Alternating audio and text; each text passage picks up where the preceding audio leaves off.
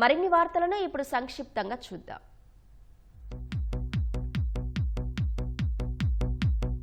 ఎన్టీఆర్ జిల్లా రెడ్డిగూడెం మండలం రంగాపురం కస్తూర్బా హాస్టల్లో అక్రమంగా నిల్వ ఉంచిన 687 కేజీల రేషన్ బియ్యాన్ని రెవెన్యూ అధికారులు సీజ్ చేశారు. హాస్టల్ ఎస్ఓ శ్యామల రేషన్ బియ్యాన్ని అక్రమంగా తరలిస్తున్నారనే ఫిర్యాదుతో అధికారులు తనిఖీలు చేశారు.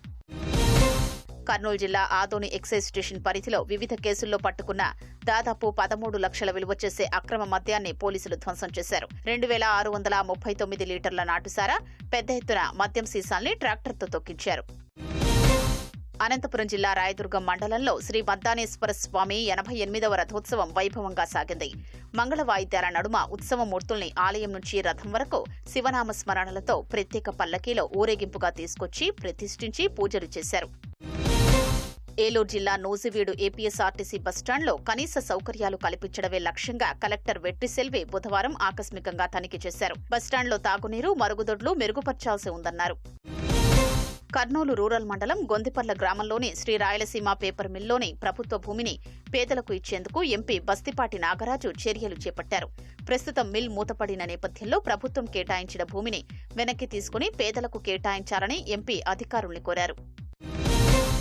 కడప జిల్లా వ్యాప్తంగా 6 కేంద్రాల్లో రేపటి నుంచి ఏపీ మార్క్ఫెడ్ ద్వారా ప్రభుత్వం ప్రకటించిన కనీస మద్దతు ధరపై శనగల్ని కొనుగోలు చేస్తామని జిల్లా కలెక్టర్ చెరుకూరి శ్రీధర్ తెలిపారు. క్వింటాలు శనగల్ని 8,745 రూపాయలకు ప్రభుత్వం కొనుగోలు చేస్తుందని వివరించారు.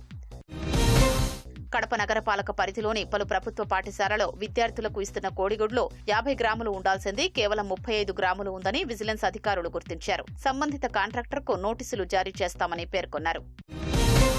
విశాఖ వ్యాలీ రోడ్డులో కణితి సంచరిస్తూ కనిపించడంతో స్థానికులు భయాందోళనకు గురయ్యారు. అటవీశాఖ సిబ్బంది వెంటనే రంగంలోకి దిగి కణితిని సురక్షితంగా సీతకొండ అడవిలోకి తరలించారు. పల్నాడు జిల్లా నెకరికల్లు మండలంలో అసిస్టెంట్ లైన్మెన్ నాగేంద్ర ఏసీబీకి చిక్కాడు. అగ్రికల్చర్ ట్రాన్స్ఫారం కనెక్షన్కు 70,000 లంచం తీసుకుంటుండగా ఏసీబీ అధికారులు పట్టుకున్నారు.